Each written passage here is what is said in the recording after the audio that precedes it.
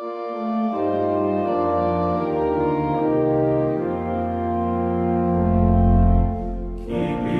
the real Reformation alive, one topic at a time. Doth Protestants, doth Protestants, doth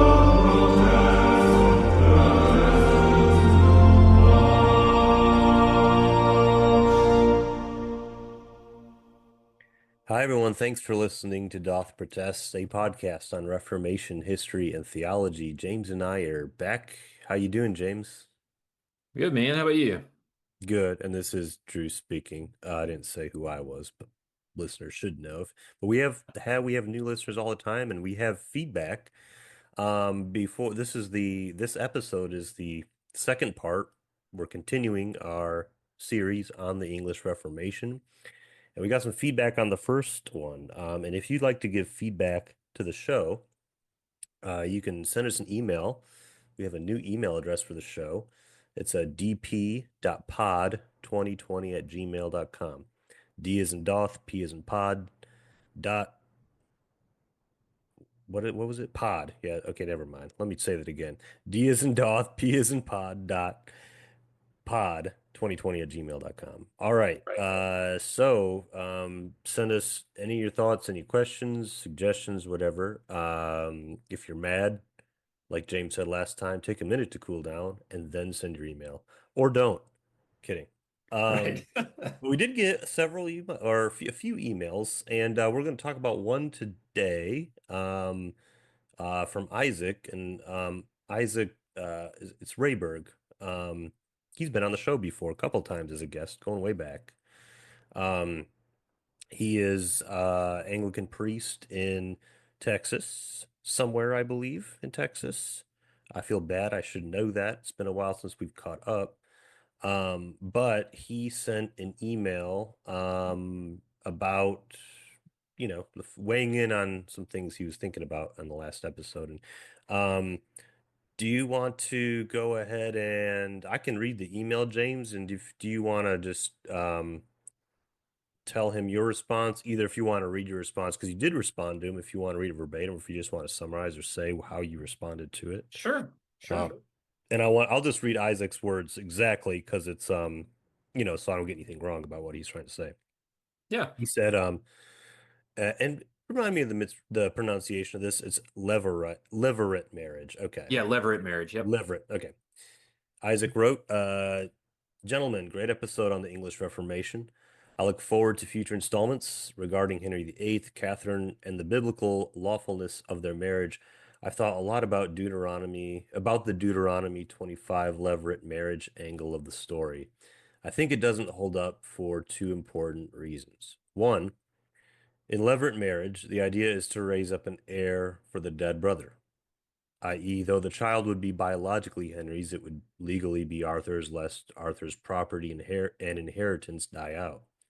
This is clearly not the intent of anyone involved in this case, nor would it have really been a thing in the 16th century Europe anyways.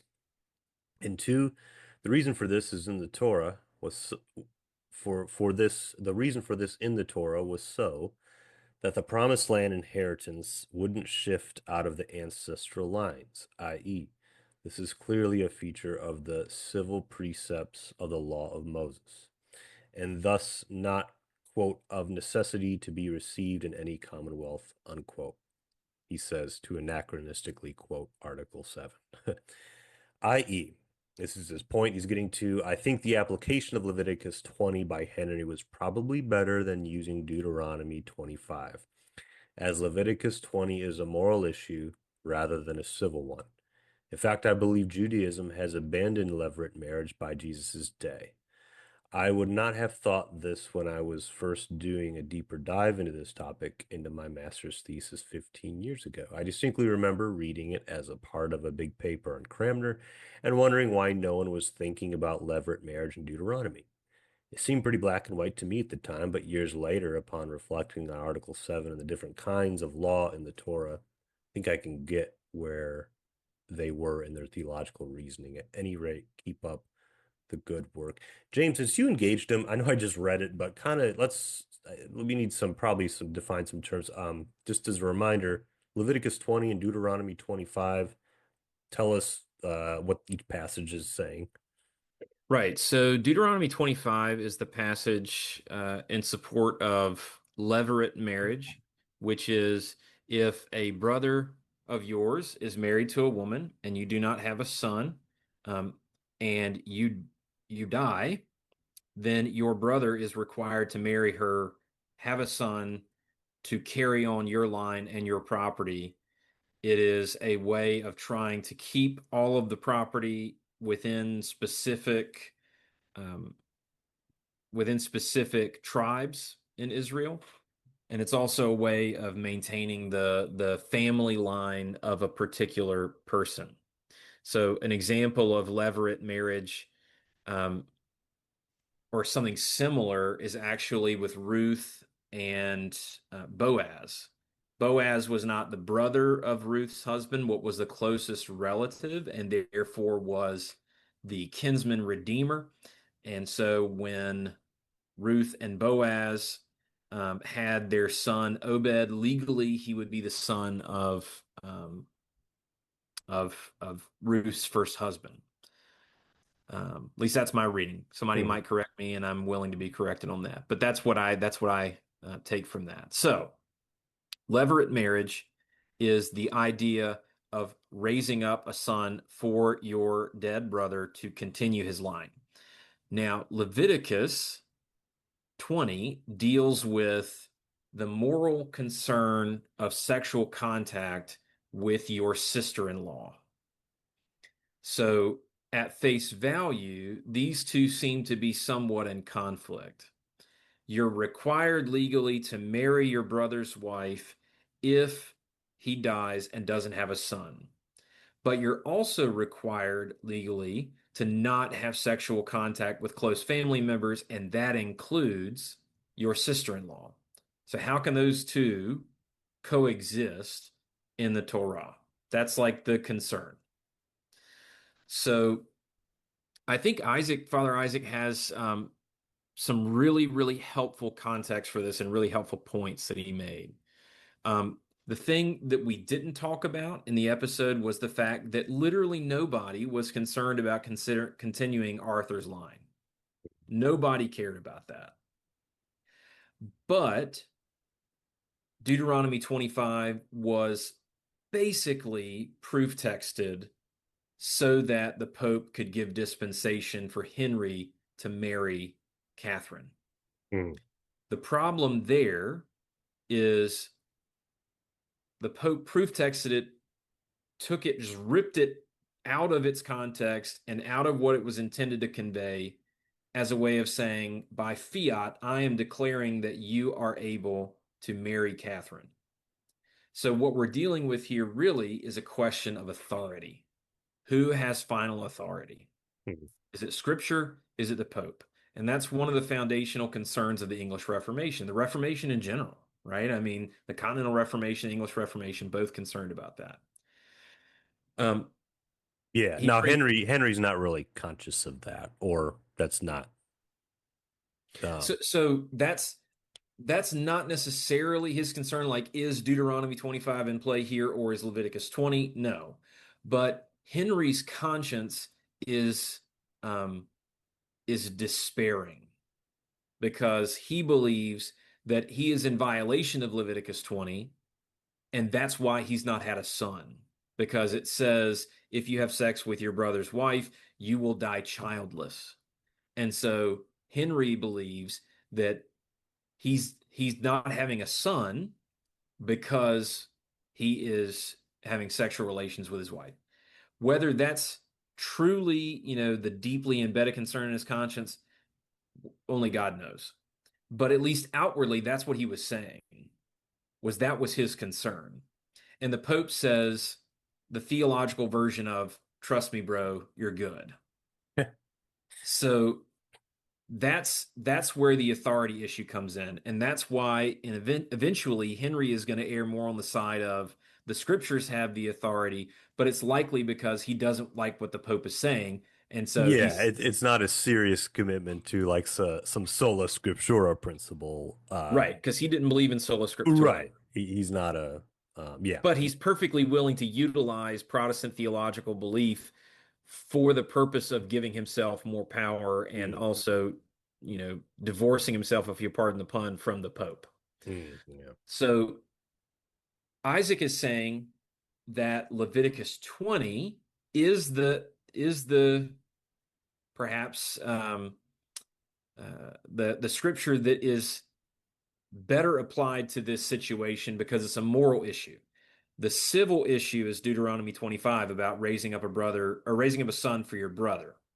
And the civil issues, as Article 7 of the 39 Articles says, are not part of, the way that we understand the law today.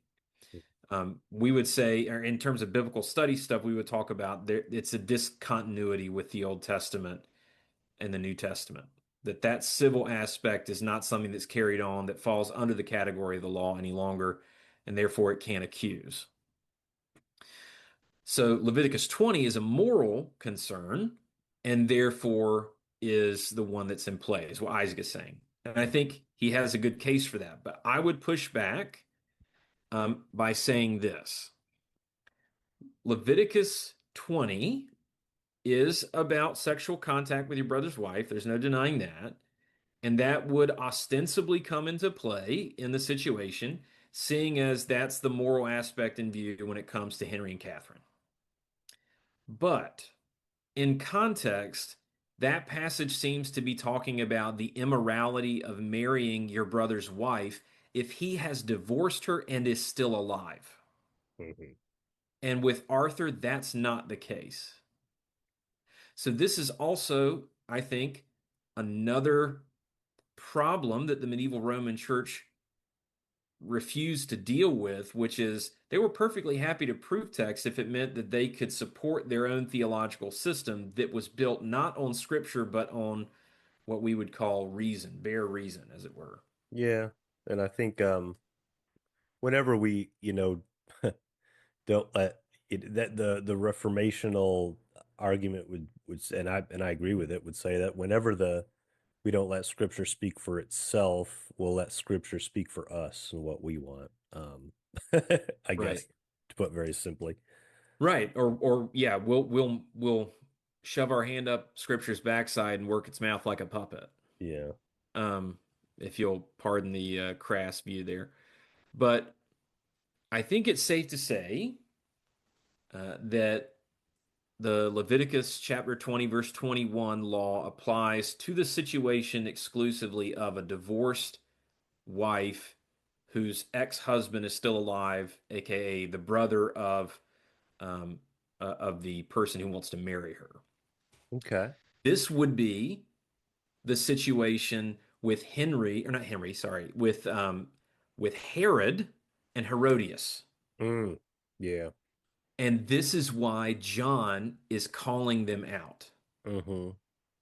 John the Baptist calls them out, eventually gets him beheaded because Herodias, we know historically, um, in terms of the Roman context here, divorced Philip and married Herod. Mm-hmm. Herod divorced his wife to marry Herodias. John is saying that's not cool. It's against the law of God. Mm-hmm. And so Herod doesn't like it. He has John locked up. Herodias eventually has John beheaded and put his head on a silver platter, right? Yeah. So, I didn't even see that interesting. It's not a parallel, obviously. It's an example of what would violate that law, right, unlike what exactly, happens in the exactly. Tudor situation. Right, right. So Leviticus is in play if the brother is still alive. Deuteronomy is in play if the brother has died and has no sons. So in Okay. in my reading, that would make the most sense um, to understand those two in that way, so that they're not required to be held in tension or in contradiction. Sure. So here's the concern. The real problem in all of this is who has the final authority. Is it the church or is it the scriptures? And this is the same thing that we are litigating today with the Roman church. Who has the final authority? The Pope is arguing by means of like basically a bare assertion fallacy that he has the final say. That's the basically trust me, bro. Like I'm the Pope, therefore I can declare whatever I want because I sit in the chair of Peter. I believe that Henry's conscience probably was wounded by his fear of violating God's law. So in this situation, what he needed was gospel and not law to think in that pastoral sense of preaching law and gospel. So if we're looking at it in this way, I would say that contextually, Deuteronomy 25 has the heavier claim on the situation, the levirate marriage. But that was never the concern. That was also civil law that is in discontinuity with the New Testament, so it's not binding. Uh, and it was a proof text. Mhm. It was a proof text by the Pope that actually did not do justice to the scriptures and was his way of basically saying, I'm telling you what to do. I have the authority, and therefore you just do what I tell you to do. Mhm. So, in this situation, I think in the final analysis, neither one of these verses apply to the situation. Right. Yeah, that's my uh view. Yeah. Yeah, and so evangelical freedom would have been the best answer. Right. Yeah. But, So, that's we're talking about, the medieval church that is yet to break through fully, and it right, and still so is like, not broken through fully. You yeah, joked a minute ago, it's still the contention this day who is the final authority. That's how it's our contention with Rome, sure, but it's also within a lot of Protestantism. oh Uh, yeah, for sure, for you sure. know. Um, Um, let's get into the episode. Thanks, Isaac, for that. Father Isaac, sorry for that email. Again, dp.pod2020@gmail.com. I've had more coffee so I can say it right this time. D for doth, P for protest, dot pod 2020@gmail.com. 2020. Okay. Let me open up where we last were. We James is going to be so happy because we're going to start off with the White Horse Inn. Actually, we're not going to start off with the White Horse Inn. It's dang like it. literally in a minute we will. Okay, good. Just to kind of rehash, well, not we're not rehashing anything. We're starting where we left off. But we began to talk about the continental influence on the English Reformation, something that gets overlooked.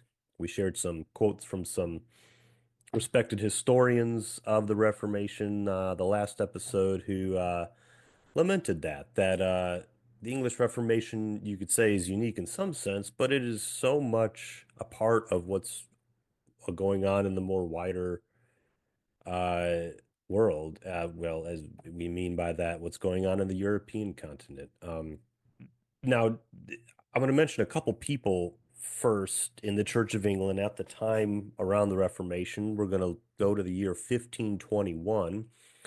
There is a man named Thomas Wolsey, who's the Cardinal of England and the Lord High Chancellor of England. So, I mean, I don't know, and it's probably a different number then, but the Roman Catholic Church has this order called the Cardinals. They're above well, they are bishops, but they represent um, the fishing for the word, just the Curia, Pope, yeah, the Curia, the Pope's Council.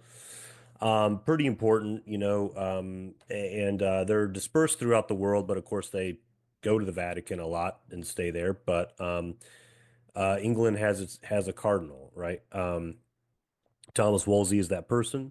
He pronounced excommunication of Luther in 1521, from what a note I took. But the thing is, my guess, I think because in 1521 is when the Pope already would have excommunicated him. I don't know how the timing, and I don't know the need for why a cardinal would have to do it, but that's the note I have on what I'm looking at, is that Thomas Wolsey excommunicated Luther. My guess is it was maybe a ritual. They just ritualized it in some way, or just that's not ritual, but decided just to have a quick,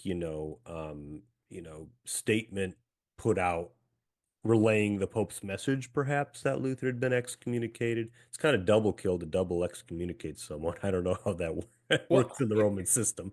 it probably was a little bit of brown nosing too, I would expect. Yeah, and a lot of that goes on back then and today. And Yeah. Thomas Wolsey's a cardinal. He excommunicates Luther and John Fisher. And who is, can you remind me who John Fisher was? He's a Church of England cleric, but I think I he was a believe, bishop. yeah, let me look that up. John Fisher, what? Okay, was the Bishop of Rochester from 1504 to 1535. So, two important leaders in the Church of England during this time of the Reformation. Just to give our listeners kind of a picture of what the Church of England was like as the Reformation was going on. There were people in the Church of England, people high up who were very opposed to Luther. And just kind of as a refresher, 1521 is a pretty the early 1520s is a significant time, a lot of developments in the continent and in Germany with Luther's Reformation. Right. And so Wolsey and Fisher are two, if you, in one ways they represent the Church of England of that time, point in time. And but we'd be fooled to think that the Church of England was as a whole antagonistic toward Luther and his key ideas or the Reformation. Because, and now we're there, James, do you want to tell us about the White Horse Inn? Yeah, so the White Horse Inn is a tavern in Cambridge. The building, if memory serves, doesn't exist today. The then iteration does not exist. It's been rebuilt. But it was a place where uh, continental reformers and people who had been disciples of like Luther were coming over to England and were sharing Protestant ideals and Protestant theology in this gathering place. Is this like the 1510s and 20s? Because that's kind of what I picture when I picture it being. Yeah, it was like it was the early 1520s, I think. Okay. Because yeah, so it started out with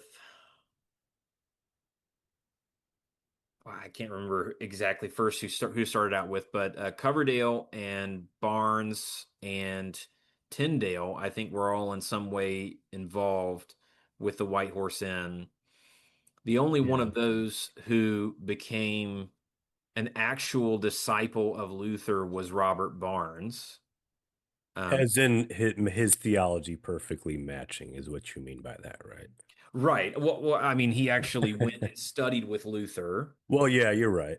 and became Obviously, yeah. I was gonna say because yeah, some of these reformers. Obviously, we talked about Barnes last time, and how he was killed by Henry during his divorce with wife four, Anne of Cleves, is falling out with the dialogues that were beginning to build a relationship with the Germanic countries, and that was not a good time for Barnes. I'm sorry I cut you off, James. Oh no, you're fine.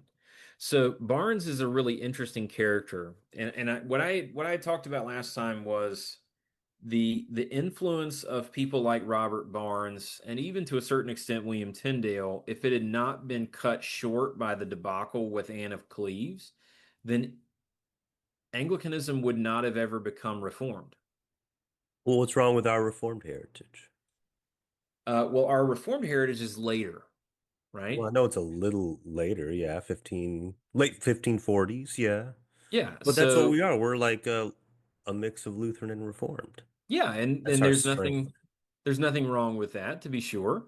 But I think that part of the interesting aspect of history is that if Anne of Cleves had not been so dissatisfying to Henry, then the Church of England would be Lutheran. It's yeah. I mean, alternative history's fun. Do you ever watch Alternative History Hub? It's a YouTube channel Mm-mm. it's like with Flash animation. The guy's been doing it for like 5, 6. Yeah, I see you writing it down. You're gonna like it. It's like 15-minute videos. What if Stalin didn't die, blah blah. So I mean, Right. there's infinite possibilities of like how but perhaps you're right. I mean, maybe it would have been a Lutheran England for maybe we should do an episode. We should do an alternative history episode and lose credibility with the real historians that listen to it. Yeah. Um, but yeah, but Well, my it's an guess, maybe interesting thought let's exercise. Yeah. literally seriously do an episode on that. What if Lutheran would what if Lutheran what if Church of England would have what if Henry would have stayed married to Anne and if what if Church of England would have been more Lutheran? That'd be interesting. Well, and Because you have to what's think about like what sorry, I cut you off. It would there have been an Oxford movement later? Would there have been the type of iconoclasm because the Lutheran side of the Reformation wasn't iconoclastic like a lot of the Reform was. There's all those kind of questions. So that'd be an interesting. Let's literally do that. yeah, that sounds good. That sounds good. But you were going to say something. So the the situation with Anne of Cleves, the situation with the White Horse Inn is that you have the works of Martin Luther beginning to permeate England through this hub of Through this, Protestant theology. not only a hub, it's a pub. A hub And pub, yeah. and I don't forget where I read this, but I always had a mental image of what the White Horse Inn would have looked. I guess you could just go there and see, even though, like you said, the building's different. But because it's in secrecy, right? I mean, Henry VIII is king. He doesn't approve of Luther's ideas. So these clergy, these theologians are meeting behind closed doors. They're meeting in secret in this pub, and I always like kind of pictured it as kind of a smallish, kind of dark, because they're doing this in secret. But Yeah. I guess it was like rows and rows and rows, and I could be totally wrong. Like tons of tables. Like it was a pretty big, spacious place. It was like hundreds of people in there. I'm like, well, that's That interesting would how be it'd be interesting how they kept that under wraps. But well, yeah, I imagine, a pub would be the best possible place for doing that because it's so loud and people are yeah. drunk. So you could pretty easily hide in the crowd, I would expect. I don't know. The booze reveals all. That's Uh, right. That's right. but But it's kind of like if you're in a place where you shouldn't be and you run into someone else and they're all like, "What are you doing here?" And you can be like, "What are you doing here?" You know? right, right. So, But the situation with the White Horse Inn is that it brought Lutheranism, Lutheran theology to England, and it, remained for a while a pretty important hub of mhm, Lutheran theology. But then with the Anne of Cleves situation, um, Henry already had a very tenuous relationship with Luther. And by tenuous, I mean it was virtually non-existent. Luther called him a monkey uh, and oh yeah, I remember that. Yeah, so it was in his response to Henry's treatise on the seven sacraments. yeah, I think he called him like a baboon, maybe, yeah. which is really funny. I mean, because Let me. Henry was a baboon, but um, So some of the names named a few of them, but there's Thomas Cranmer, Hugh Latimer, Robert Barnes, Miles Coverdale. They're all some few of them of the many more who took part in these theological discussions at the White Horse Inn. yeah, Let's get into William Tyndale. yeah, Uh, the so William Tyndale, people will know him from. There's still like there's still like institutes called Tyndale House in the world. He was one of the first uh, English uh, translations of the Bible in its fullness. Well, he translated the New Testament first, but uh, the Tyndale early he was influenced by here's just some biographical information about William Tyndale. He was influenced by Erasmian humanism, so like a lot of the reformers were, some more than others. But he had a clear interest in Erasmus as early as the 1520s. Tyndale was the earliest, you could say, of English Protestantism, properly speaking. His reforming sympathies brought him to the two free parts of Europe, free as in free from under the Pope. So he spent a lot of time in Wittenberg. He roomed with Luther and Melanchthon, Luther or Melanchthon. They lived like next to each other, I believe. Um, and so he would have got to know them. It's kind of like when reading the Bible, like Paul would have got to know Peter, they spent some time together. It would have been interesting to hear what Tyndale and Luther and Melanchthon would have talked about. I guess Yeah. Tyndale must have known some German, for that to happen. And Melanchthon might have known English. But and it's in Wittenberg that I have in my notes that he translated the New Testament into English in 1525. Copies of this New Testament in English began to be smuggled into Europe. This obviously gets him in trouble. The English authorities, they buy up Tyndale's works, including this English New Testament. And he also he has to, I don't know the chronology exactly, but he ends up back in England at some point during all this, but then has to flee because he's critical of Henry VIII's divorce. Right. He ends up being tried. I don't remember the exact circumstances. He gets condemned as a heretic. He's tried in the Netherlands in 1530s, and he's executed. His last words were, "Lord, open the King of England's eyes." Interesting. He was much more it's just interesting to see an Englishman. There were English Protestants against what Henry did. It wasn't Right. just this, just to give some people a more full picture of this period. But do you remember the circumstances of why Tyndale, what he gets executed in the Netherlands? What was Yeah. what? So he sought, I think he sought sanctuary in Antwerp Okay, from and from England. from England. Okay, from Henry. Yeah, and I think, trying to remember here, I think he was captured and then tried. And this is years afterward. This is 1536 was when he died. Um, Yeah, but yeah, obviously, the Netherlands at the time was ruled by the Habsburgs, so not exactly safe territory Mm. for a Protestant. But yeah, he was executed by strangulation and then burned at the stake. So Yeah. Uh, some to get into some of the theology of Tyndale. Well, we're talking about the influence of the continent.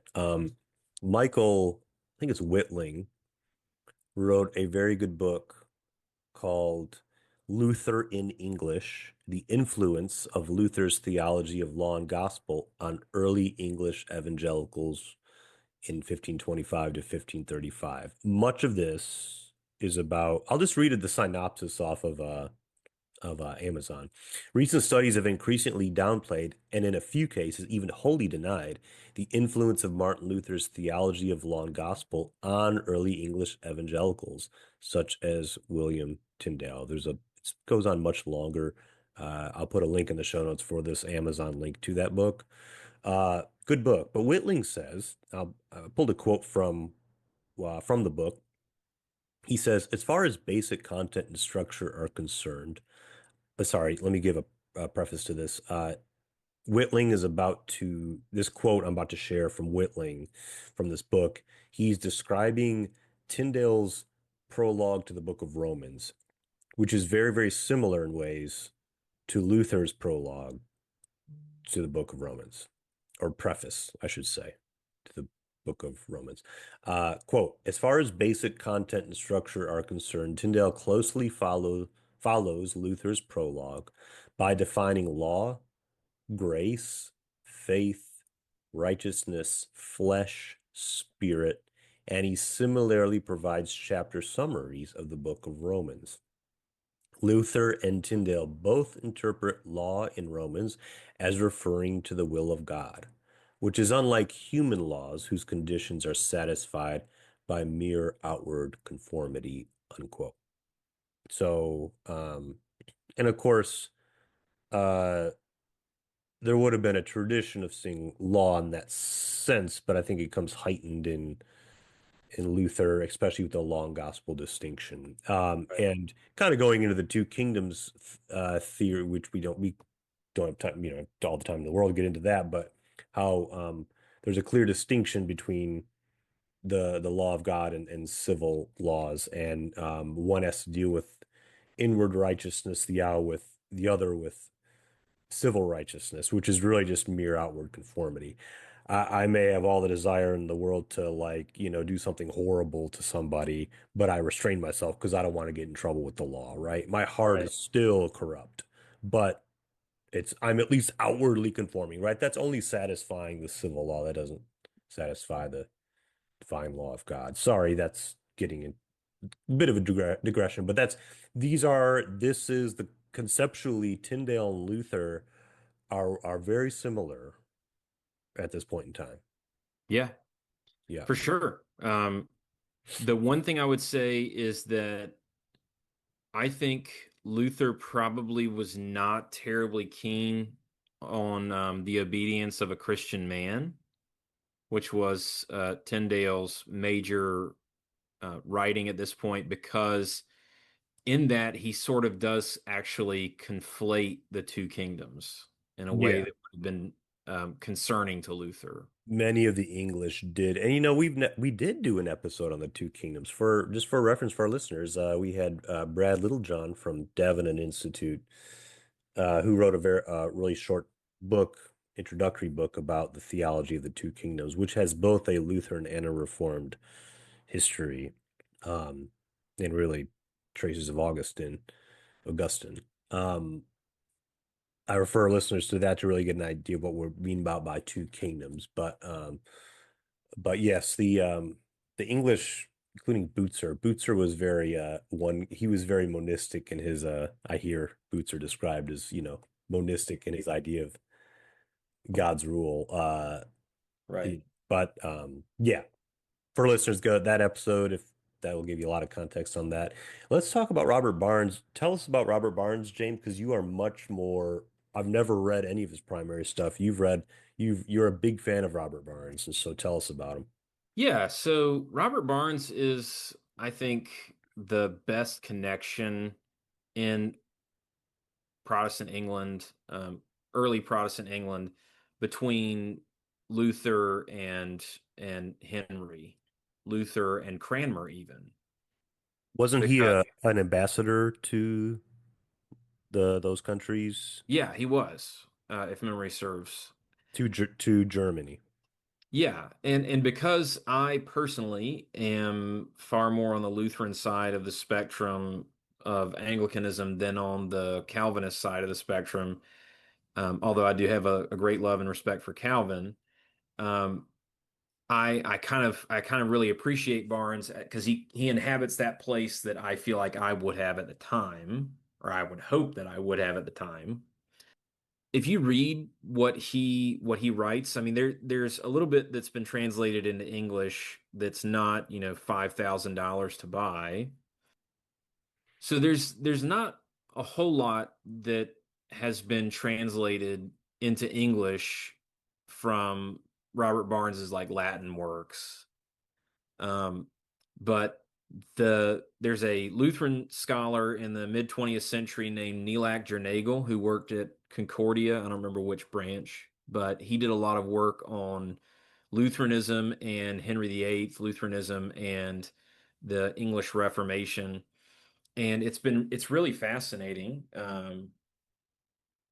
And basically what so there's also a primary work where he translates little like snippets of Barnes. And when you read Barnes, he actually sounds a lot like Melanchthon in the Loki in Yeah, 1521. the Loki communists, which is the first real systematic treatment of reformational theology. Right. Your send me these sources so we can put those for listeners in the show notes. Yeah, for sure, for Yeah. sure. The only way I've been able to read the his Neelach Jernagel's book um, on Lutheranism and Henry VIII was because it was at VTS's library, and I can just drive up there and check it out. Yeah, But it's out of print, so it's going to be hard to find, and even if you do find it, it's probably going to be expensive. yeah. But Well, it might but be it on is internet. It might be on Internet Archive. How old of a book is it? could I think it was written in like this maybe late 50s, early 60s. It could be in there. Yeah. Yeah. So I'll send it to you. Yeah. And we can put it in the show notes. But Barnes is a very interesting character in that sense that he is really committed to a Lutheran England. And that is something that, as I've said, I've kind of lamented with the advent of people like Martin Bucer and Peter Martyr Vermigli that takes England away from a more Lutheran theological position to a more Reformed theological position. Um, and frankly, maybe it was going to happen anyways because of the difference in the way that political authority was viewed, even with a very Lutheran bent in the early Reformation in England. Um, Luther would never have gotten on board, I think, with Henry being considered the head of the church. That Yeah. that would have been outlandish to Luther. But he also wasn't under a king; he was under an emperor, so the situation was different. Um, Yeah. but but either way, Barnes is a very interesting character. I'm very appreciative for his witness, and he is also a very tragic case because he is the victim of Henry's capricious nature. Another really terrible evangelical victim of Henry's capricious nature is Thomas Cromwell. Mhm. The great uncle, I think, of Oliver Cromwell, the leader of the Commonwealth under the Puritan rule. But Thomas Cromwell was executed for his role in getting Henry to marry Anne of Cleves, and it was because of Henry's lack of interest, Yeah. for lack of a better word, in Anne of Cleves that Cromwell gets executed, Barnes gets executed. It's just a really, really nasty Yeah. situation. Nasty, scary situation to fall out of favor, with the king because he's not happy with that marriage, and pretty more or less it's the reason why. I mean, and the I'll talk about the Schmalkaldic League in a second, but his Barnes, he ends up getting executed in the late 1530s, and you know, it's Barnes and he was involved with during the 1530s. There's this interesting series of dialogues going on between England and the Germany.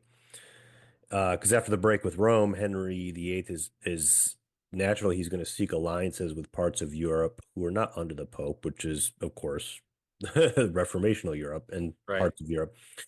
Uh, I mean, you could say these are political reasons more than theological at this point, but the Schmalkaldic League, which was a league of Luther's actually kind of reluctant at first. It was a league, pretty much an alliance of the princes of the German lands who were pretty much creating a defense alliance against, the possibility of the emperor coming down upon evangelical or Protestant Germany.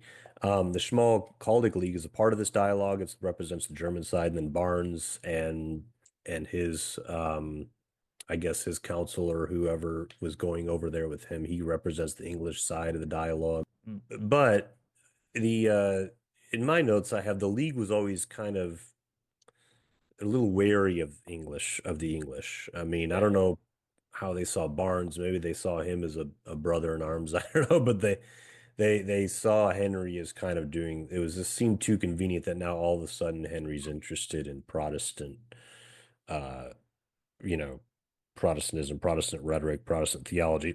because he's trying to form alliances. But the Schmalkaldic League was still interested in an alliance with England for political reasons of their own. I have in my notes that Barnes wanted to get Melanchthon to England to meet Henry and to take some pressure off of Barnes. The Loci Communis you mentioned a little while ago, Melanchthon actually dedicated that work to him, to Henry VIII, Melanchthon, Yep. to the King of England. He was optimistic on England receiving this work to be discussed by its religious leaders. Um, Henry becomes upset with Melanchthon because Melanchthon's also at the same time as this, he's having dialogue with Catholic France. Poor Melanchthon, we talked about him in the past. He just nobody likes him because he's talking. He makes friends with everybody, and I guess he makes friends with so many people that he makes so many enemies because Right. So Henry, for better or for worse, he was. We talked about that before. Melanchthon's our episodes on Melanchthon. Well, part of the problem too was that Melanchthon was invited by Henry to come and teach in England, and he refused. He Yeah, like kept equivocating, and Henry didn't like that because when Henry wanted you to do something, you would do yeah, Henry was used to getting his way. And Melanchthon was he turned down some other, you know, big offers of, and he stayed in backwater country Wittenberg, and so but Henry goes to Robert Barnes to try to sway Melanchthon to talk him out of going to France. Like we said, Barnes falls out of favor with Henry. His negotiations with Melanchthon and the German rulers never succeeded. And there's just a pendulum swing in England by a 1539. I think that's the year Barnes was killed, and He was that's killed the in July of 1540. 1540. Okay, is that the year Henry also divorces Anne of Cleves and right? Yeah, that I sounds think. right. Yeah. Yeah, so yeah, it's the pendulum starts to swing. I'm gonna go. I have some quotes from Barnes in my notes. I think we might want to. Well, I'll share. This is just also to show the influence of Luther on free will and his writing "Free Will and Election," which shows the influence of Luther.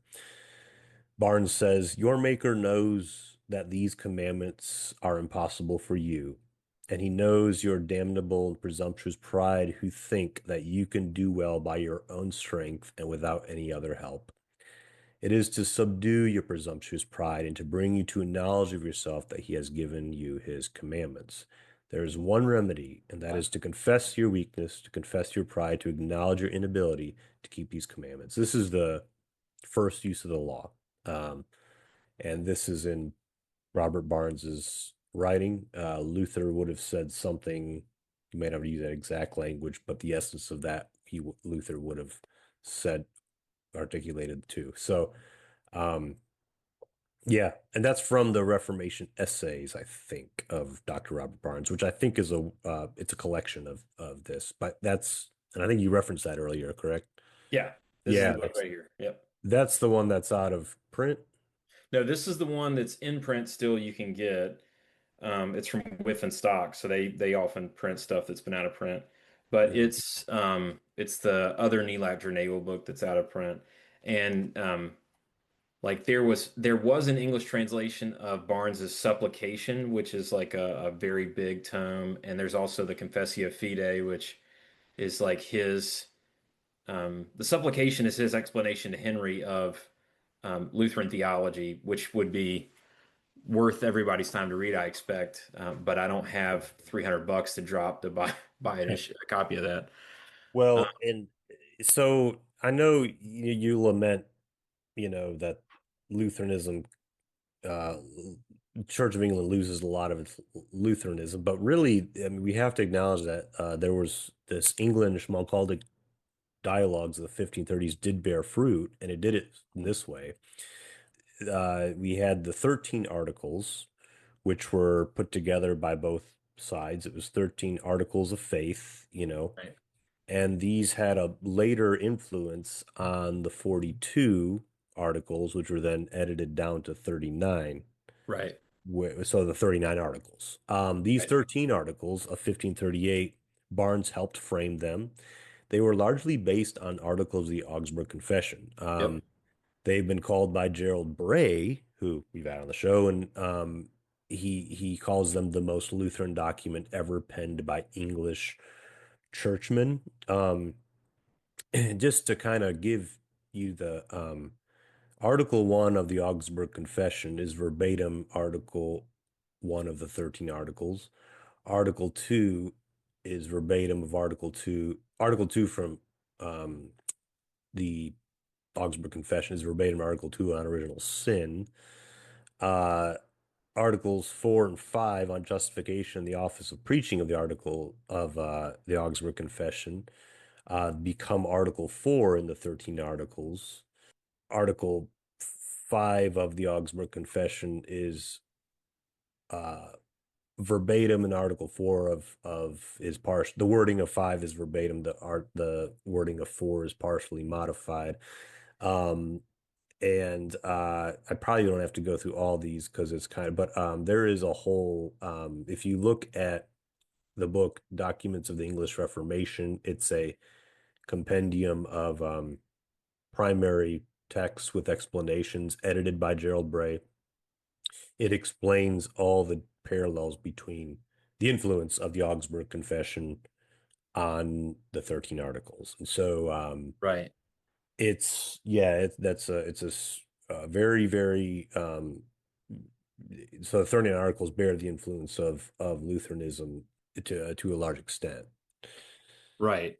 So this is where I think it's important to bring up what is said in Yeah, you're talking about worship by faith alone with Zach. yeah. So in Worship by Faith Alone, Zach Hicks mentions, I think it's in like a footnote that Ashley Knoll had said, and I think I talked to him about this myself. Dr. Knoll, Bishop Knoll, said that um, the English Church is, or the Anglican Church is Lutheran on justification and Reformed on the sacraments. Yeah. Um, and I think that's a fair point. And because it's Lutheran on justification, um, that's the sine qua non for me. Like if it wasn't, then we'd have trouble. But it is because the Lutheran heritage of the Church of England is undeniable. Yeah. So anyways, that was a long look for a short answer, but No, yeah. you're fine. Do we have about 5 minutes left? 10? Yeah. Let's go for about 10 more minutes. While we're on the topic of articles, we just talked about the 13 articles, which later are part of or incorporated into the 39 articles.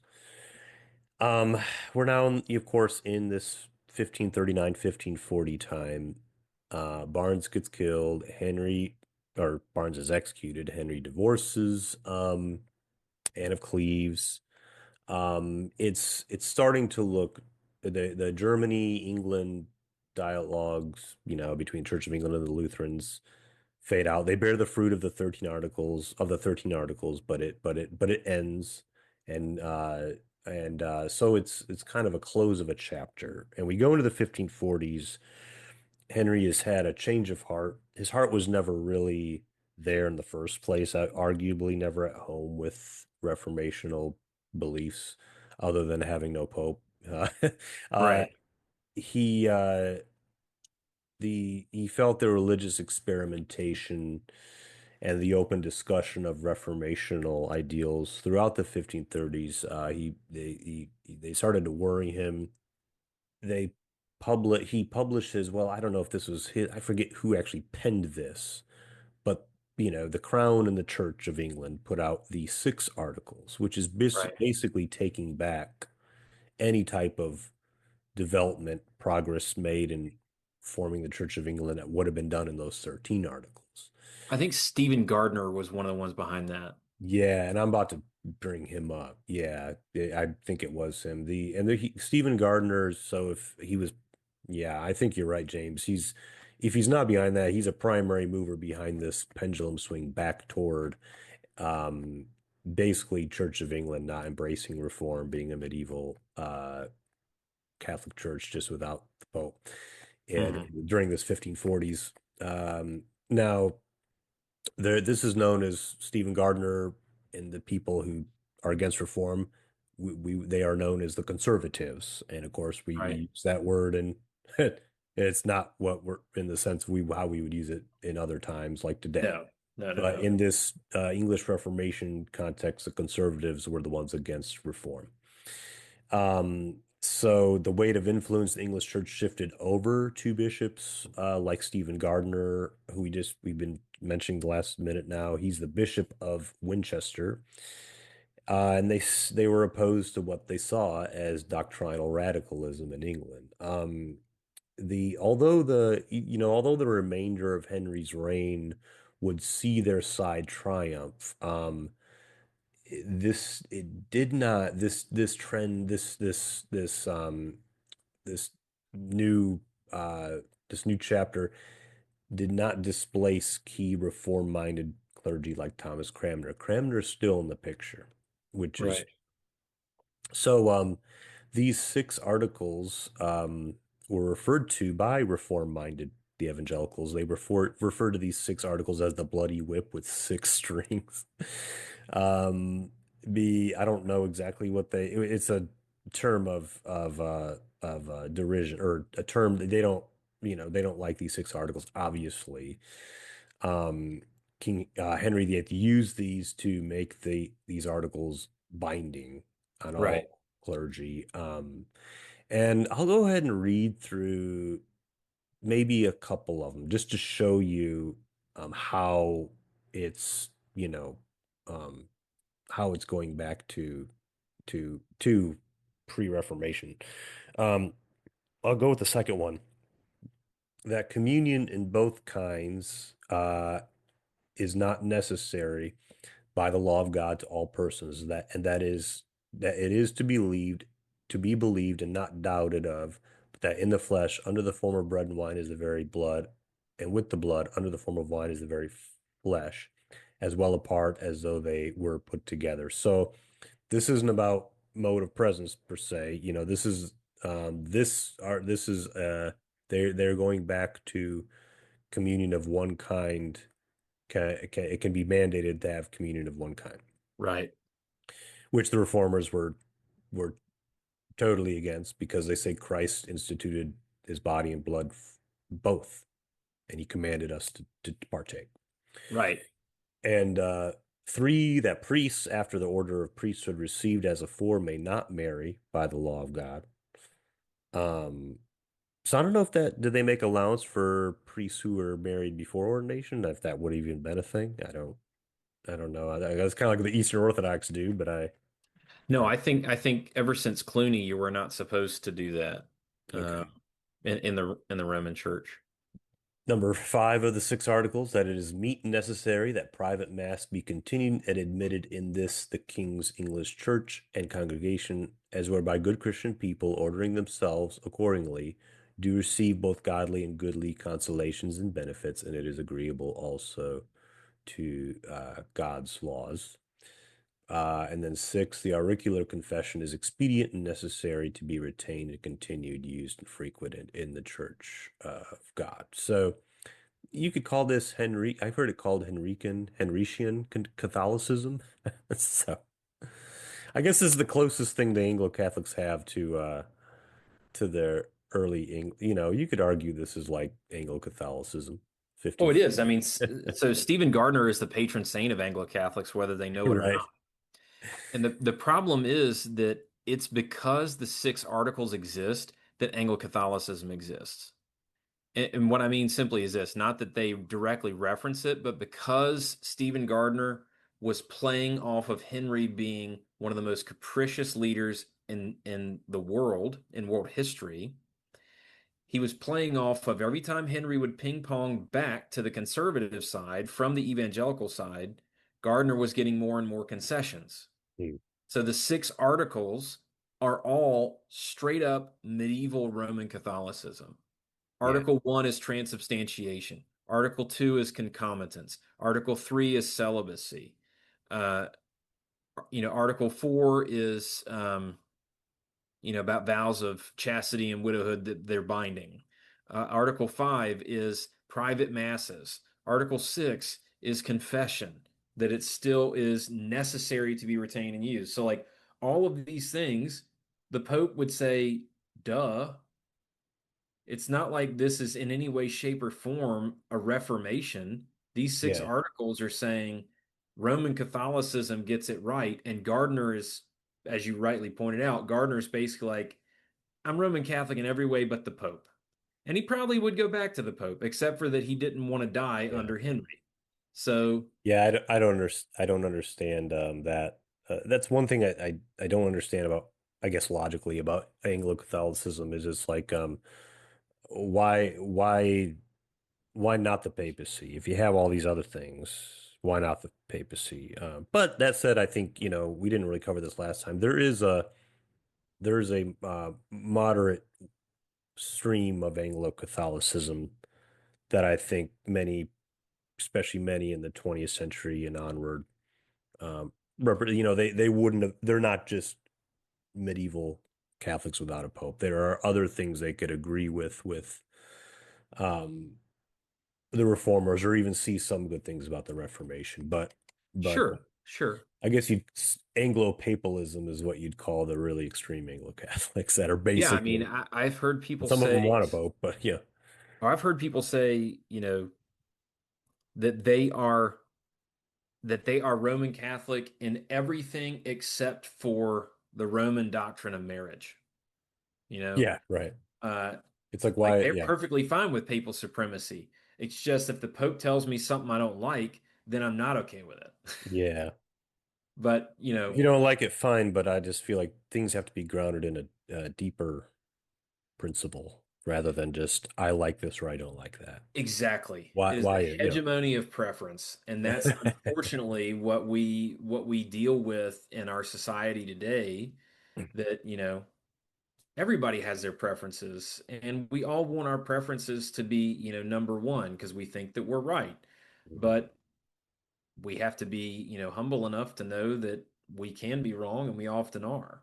Yeah, And you, Drew, you're wrong more often than I am. I mean, yeah, yeah, yeah. Most of the time, maybe no, I was joking to make a point, obviously. the before we close, we'll do one more item to do. What we're going to start next time off with Catherine Parr, sixth wife of Henry VIII, sixth and last, survived him. We're going to completely skip over. Sorry, Catherine Howard, we're completely skipping over you. But the last item I wanted to draw attention to, as to kind of show how things had shifted in this 1540s decade, is that by 1540 you do have the public publishing of the Great Bible, which is Right. something King Henry had done. He had it commissioned to be done. It was an amalgamation of Miles Coverdale's Latin to English translations of the Bible, William Tyndale's Greek to English and Hebrew to English translations, and translations by someone named John Rogers, who I'm not very familiar with. You might be, but it was printed in Yeah. 1540, and in 1541 they printed subsequent editions of it. Then it just disappeared. From the story I've read, it was the idea was to have them put in all churches, a Bible in the people's common language, and then they just disappear, and you don't get them in there again until 1549, after Henry's dead. We haven't gotten to that point yet, but that's when Edward is king, and of course he resumes the Reformation. So Right. yeah, that's our last item. On anything you're going to say on the Great Bible? But I just think I think it's really an important turning point in in the history of English translation. Obviously, today, I've got probably 15 or 20 different translations of the Bible sitting on my shelves, Hmm. and I think that the fact that the Great Bible exists is very important. But the problem is that what the Great Bible does is it translates, as you rightly point out, um, a goodly portion of the Bible is Latin to English, as opposed to Greek or Hebrew or Aramaic to English. And so you get some differences there because really, you've been translating the Latin to English, you're translating Greek to Latin to English or Hebrew to Latin to English. Um, and you run into the same trouble that you get with Erasmus's Greek New Testament, where in Revelation, he takes the Vulgate text of Revelation and fills in the holes that he did not have in manuscripts, and then translates the Latin back into the Greek. And that's where we get the Textus Receptus of the book of Revelation. Interestingly enough, it's not all that different because Erasmus was actually very adept, but the process is suspect.